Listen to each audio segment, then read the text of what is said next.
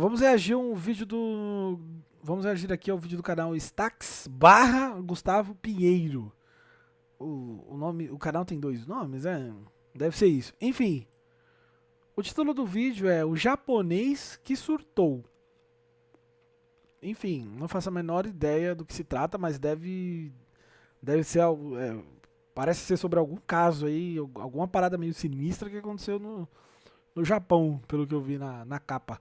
Bora ver, reagir aí?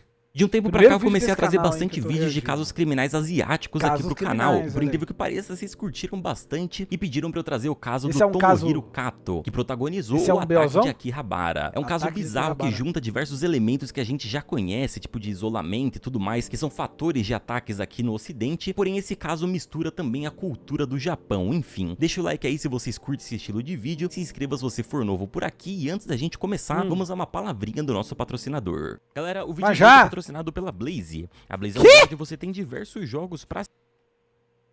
A Blaze ainda patrocina alguém? E esse vídeo é de um mês atrás. Eu vou pular essa parte. Acho que a Blaze não acabou não, viu? Versão, beleza? Joguem com responsabilidade. Aí, o link tá embaixo e agora vamos ao nosso assunto. Nossa história hoje começa no Japão. Será que eu aceitaria? Dependendo da grana? Eu preciso fazer meu pé de meia, né? Imagina se eu tivesse a oportunidade. Eu acho que eu ia, só pela grana. O link tá embaixo. Eu ia só pela grana.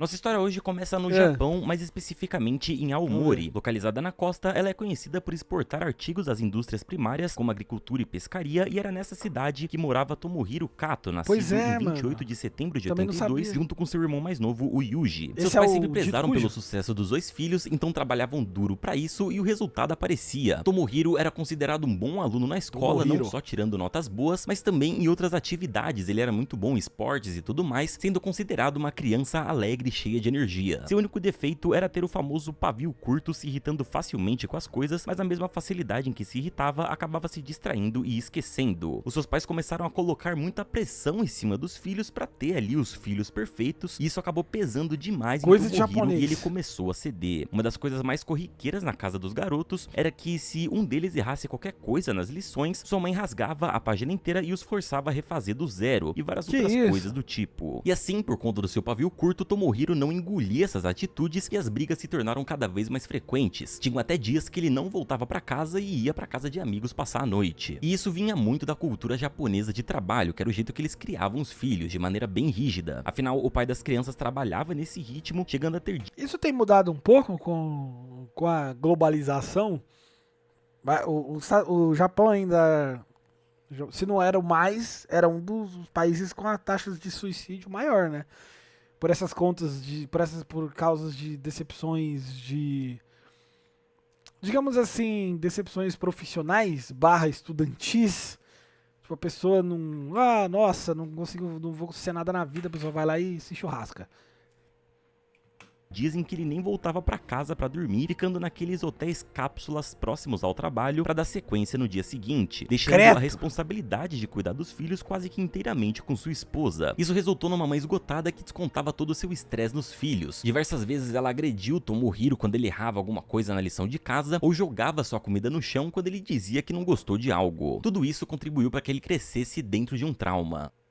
Em 1997, aos 15 anos, Tomohiro entrou no colégio de Aomori, que é uma escola renomada, só que muito diferentemente da sua escola anterior, ele não era visto como um aluno exemplar, muito pelo contrário. Rapidamente, ele virou alvo de bullying constante, o que refletiu em suas notas. Em uma matéria com 360 estudantes, ele era o número 300 no ranking de notas. Um dos colegas de classe de Tomohiro na época afirmou que ele passava a sensação de solitude e corriam boatos de que ele andava pela escola com uma faca escondida. Com as notas baixas e a saúde mental de Tomohiro aparentemente indo cada vez mais para baixo, a situação dentro da casa dos Katos também seguia no mesmo ritmo. Alguns vizinhos conseguiram gravar um momento em que a mãe do Tomohiro obrigou ele a ficar de pé do lado de fora de casa por horas durante o inverno, como uma forma de punição, e ainda que o Tomohiro tenha completado o colegial, as suas notas não melhoraram. Uma das professoras... Caralho, mas espera aí, né, mano? Espera aí. Meio de exagero isso aí também, viu? E o Japão não é o friozinho daqui, não. O garoto descreveu ele como um aluno que não chamava atenção em nada, nem seus estudos, suas atividades extracurriculares, nem nada. Era um aluno bem apagado, digamos assim, que poucas pessoas até lembravam dele. Mas foi no ano 2000 que tudo isso desmoronou. Tomohiro não foi aprovado na prova para entrar na faculdade e essa foi a gota d'água para os seus pais. A mãe dele havia colocado todas as expectativas possíveis no filho, de que ele iria para a universidade e se tornaria um grande engenheiro. No ano seguinte, o garoto até tentou refazer a prova, mas acabou não passando novamente. Essa sequência fez com que Tomohiro entrasse em uma espiral de depressão, sentindo que havia falhado não só com sua família, mas com ele mesmo. Em pouco tempo, essa depressão se tornou em raiva, raiva de si, raiva da sua família, do mundo e de todos. Com as falhas de Tomohiro, a sua mãe passou a não dar mais atenção pra ele, focando apenas no seu irmão mais novo, Yuji, já que... Cara, e você vê que, assim, meio pesada aí a história até agora em relação aos pais, mas isso é comum em muitos lugares, mano. Os pais tomam atitudes muitas vezes que, em vez de ajudar, eles acabam atrapalhando ainda mais. Que agora o mais velho da família já tinha fracassado, então não tinha mais por que dar suporte pra ele, era a vez do mais novo. Foi nesse momento que Tomohiro deu uma boa pirada porque ele precisava lidar com toda essa situação, toda essa pressão e sozinho. Ele era cobrado demais dentro de casa e também existia toda aquela cobrança externa por conta da cultura de lá. Se aqui a gente já fica se sentindo mal quando a gente não vai bem em alguma coisa relacionada a estudo e trabalho, imagine por lá, né? Algum tempo depois, Tomohiro se inscreveu em uma faculdade automotiva onde estudou pra se tornar um mecânico. Esse curso daria uma certa segurança pra ele, pois caso não conseguisse um cargo alto, ele poderia começar de baixo trabalhando em oficinas. Tomohiro conseguiu seu primeiro emprego em abril de 2005 em uma fábrica de caminhões em Saitama, próximo a Tóquio. Finalmente, ele poderia ganhar algum reconhecimento da família. O problema é que o salário dele não condizia com o local onde ele morava. Por mais que não morasse em Tóquio, os valores em Saitama eram bem altos e o custo de vida não parava de subir. Em 2006, ele estava coberto de dívidas, sem esperança nenhuma de que algo melhoraria e ele tinha certeza de que não teria apoio da família. E percebe-se o estado mental do cara nesse momento porque em uma noite, voltando pra casa de carro, ele simplesmente acelerou contra um muro pra tentar acabar com tudo. Só que ele acabou sobrevivendo, inclusive com pouquíssimas sequelas e felizmente algum tempo depois, pareciam que as coisas iam começar a melhorar. No final daquele verão, Tomohiro foi contatado por uma empresa de motores pra oferecer um emprego. Algumas semanas depois, ele estava trabalhando na cidade de Susono com um salário melhor e consequentemente uma qualidade de vida melhor também. Ainda que não conversasse ou interagisse muito, Tomohiro era um funcionário dedicado e sempre focado em entregar os melhores resultados possíveis e após um ano ele teve o seu contrato renovado pro ano seguinte. Só que lógico, todo aquele histórico da sua adolescência e do começo da sua vida adulta não seria simplesmente apagado e jogado de lado. Ele passou de uma criança extremamente alegre e sociável pra um cara bem recluso, bem na dele e mesmo em contato com várias pessoas no dia a dia, ele era bem antissocial. Na época, tudo que ele tinha pra se manter atualizado do mundo e ter um mínimo contato social era um fórum online onde ele poderia ter o seu anonimato garantido. Nas suas postagens, ele basicamente reclamava sobre o modo em que a sociedade funcionava. Fora isso, tudo que Tomohiro fazia em seu tempo livre consistia em assistir animes em sua televisão e desenhar. Os colegas de trabalho afirmaram que ele era um cara muito quieto e irritado, perdendo a paciência com tudo com muita frequência. E Tomohiro até tinha uma sensação que todos o odiavam, porque até nos fóruns onde ele tinha o seu anonimato, o cara frequentemente era xingado e depreciado por todo mundo, justamente por conta do seu pavio curto, porque ele arranjava confusão com todos, mas no fim das contas, ele se sentia injustiçado. Em junho de 2008, a empresa que Tomohiro trabalhava anunciou que faria uma demissão em massa e reduziria ali o seu quadro de funcionários de 200 para 50. E aí ele vai ser mandado embora junto. Valeu demais aí, Luiz, pelo resub aí de 10 meses. Estamos juntos demais. Fala, Bob, seja muito bem-vindo. Como vai?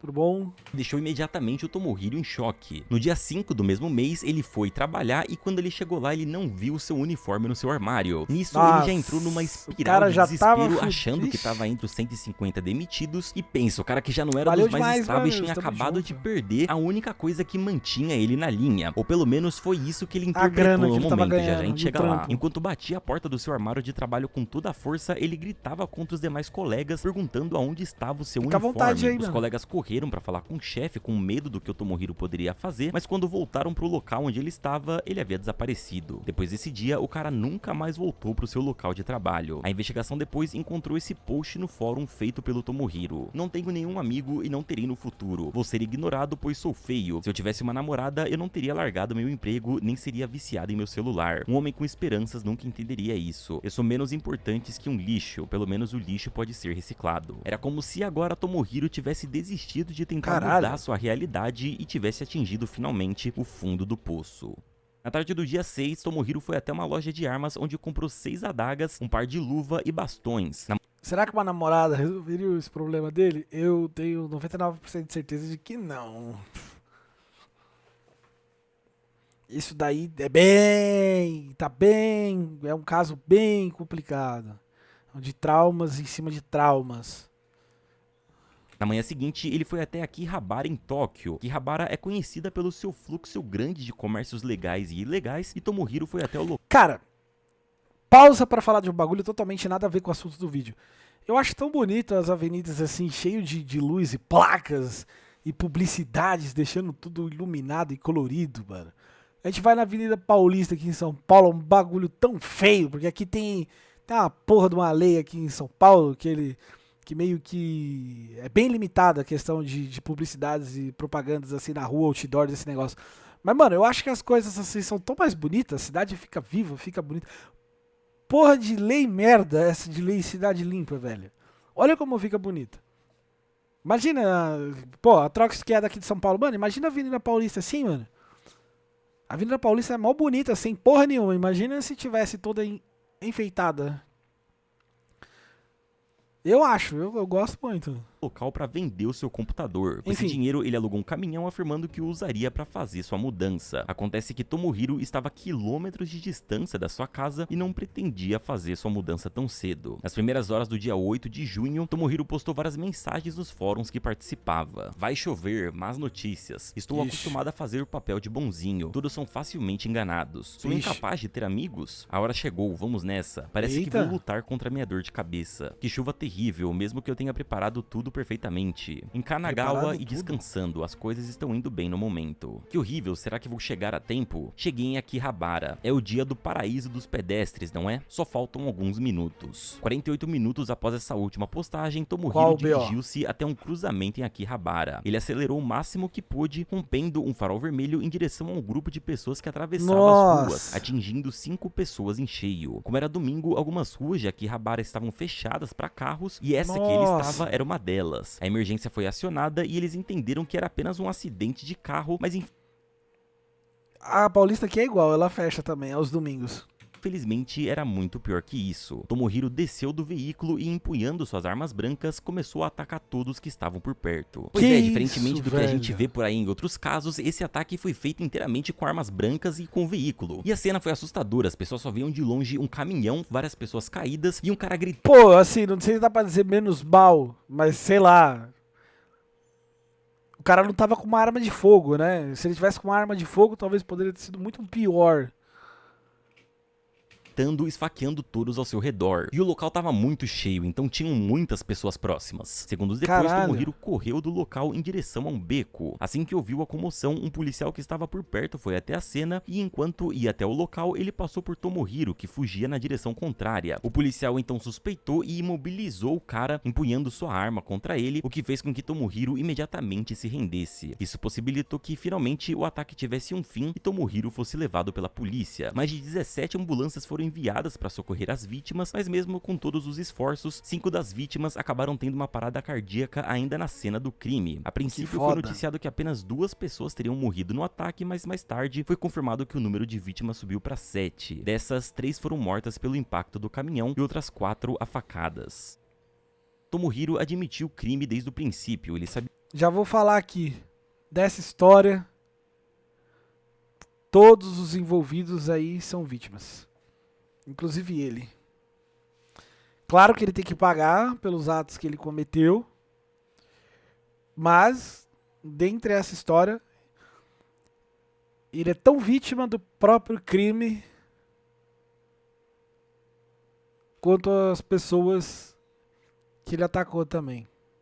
Que a pessoa não chega nesse ponto, assim, por nada, eu acho. Pode ter gente que é maluca por natureza? Pode ter. Não é o caso dele. E não é o caso de muitos outros casos que a gente já viu até aqui no Brasil. Aquele da escola lá. Do moleque entrando na escola pra matar o povo lá. Essas pessoas, assim, se você for pensar... Se você for sair do micro e olhar pro macro, né? Eles também são vítimas Eles são vítimas da própria vida que teve.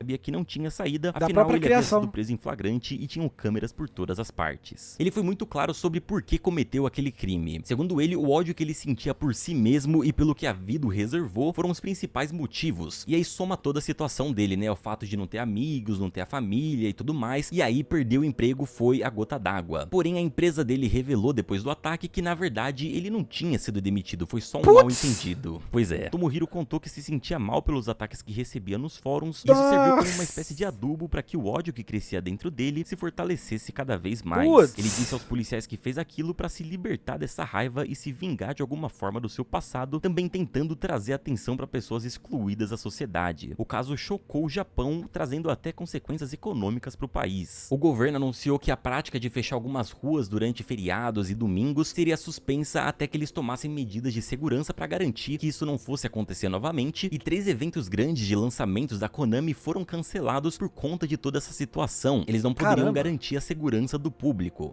E olha que foi só um caso. Não era tipo não foi um atentado, não foi uma quadrilha, foi um caso.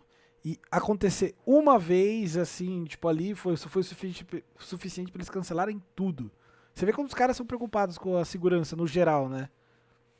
Se fosse aqui, eu ia falar, foda-se, tira isso daí e bora, tá atrapalhando aqui os eventos. Assim, entre aspas, seria isso. A mídia foi enfática ao classificar o massacre nem tinha arma de cometido por fogo. Tomohiro como apenas mais um dos sinais de uma epidemia de Kireru, o nome que é dado à raiva inerte Mas e quem se crescimento preocupa com a dentro da segurança juventude mesmo é como assim uma que age, resposta filho. ao comportamento antissocial Não cada vez mais não crescente paga pra entre os ver. adolescentes e os jovens adultos. O caso de Tomohiro também foi ligado a hikikomori, nome dado às pessoas que costumam se isolar de maneira extrema, confinando-se em suas casas e tendo o mínimo de contato possível com o mundo exterior. Os pais de Tomohiro foram até a mídia para se desculpar publicamente com as famílias da vítima, e o seu pai, que trabalhava em uma posição muito alta em um banco, foi pressionado a se aposentar, pois segundo ele, a pressão que ele recebia dentro do ambiente mesmo dos colegas de trabalho e tudo mais se tornou demais, e aí ele pulou fora. Durante todo o processo de julgamento, ainda que se mantivesse calmo, Tomohiro não demonstrou nenhum remorso em momento algum. A defesa alegou que ele tinha questões mentais que não faziam entender as consequências dos seus atos, porém durante o processo ele foi submetido a diversos exames e os médicos constataram que ele estava completamente são no momento do crime. Eu acho que isso daí é só que a pessoa chega num estado que meio que pra ela tudo é indiferente. Tudo é indiferente. Não importa o que acontece com ela e nem com os outros. E isso é a pior coisa que você pode sentir. É justamente não sentir nada por ninguém e por ninguém e nem por nada no geral. Conclusão, no dia 24 de março de 2011, Tomohiro foi considerado culpado das 7 acusações de assassinato e sentenciado à pena de morte. E a nossa história termina apenas 11 anos depois, em 25 de julho de 2022, quando ele foi executado. Essa é a primeira aplicação da pena no Japão em quase um ano. Quando que foi... O caso foi em 2008? E ele foi morrer em 2022, é isso? Que ele foi se... Caraca, mano. Pena de morte é algo complicado. Eu não sei se eu sou a favor da pena de morte. Talvez sim, talvez não, depende. Vocês são a favor? Eu não sei. Sentenciado à pena de morte. E a nossa história termina apenas 11 anos depois, em 25 de julho de 2022, quando ele foi executado. Essa é a primeira aplicação da pena no Japão em quase um ano. A última havia sido em dezembro de 2021, quando 3 pessoas foram executadas por enforcamento após serem condenadas por assassinato. Não esqueçam de conferir o meu último vídeo de casos criminais sobre o garoto que pirou e achava que era o Jeff the Killer, e ele manteve esse personagem do momento em que cometeu seus crimes até o fim do seu julgamento. Dá uma olhadinha lá, inscreva-se se for novo por aqui, e é isso aí, um abraço e tchau! Pô, gostei desse canal aqui, do Gustavo Pinheiro, muito bom, mano. Ele conta muito bem as histórias aí, chocante, né? É, como eu falei, é mais um caso aí, dentre já vários outros que já aconteceram, que a pessoa acaba sendo vítima da sua própria vida, né? E acaba, né, afetando a vida de outras pessoas juntos, por causa disso aí. Eu sou... mas em crimes hediondos com dolo. Mano, eu acho que essa questão de pena de morte é algo que tem que ser tratado com muito cuidado, né? Primeiro, você tem que ter uma... Primeiro ponto, você tem que ter uma justiça que funcione, um sistema que funcione. E aqui isso já não daria certo.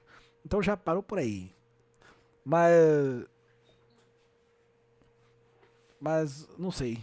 Eu acho que se você for pensar em questão de gastos, a pena de morte talvez valesse mais a pena do que você manter as pessoas presas até elas morrerem, porque o Estado vai ter que ficar sustentando esses presos.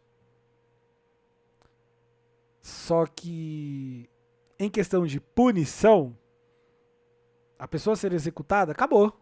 Acabou o problema pra ela. Ela morreu, já era, não existe. Entendeu? Não tem punição. A punição pra morte. Só. Tipo, acabou o problema. Não sei se você entendeu o ponto que eu quero chegar. Vocês entenderam o ponto que eu quero chegar? A pessoa, pra mim, se a pessoa vai pagar por algo, ela tem que pagar viva. Eu acho. Isso que eu acho o justo. A pessoa ser executada, acabou. Não existe mais aquilo. Acabou. Entendeu? Resolveu.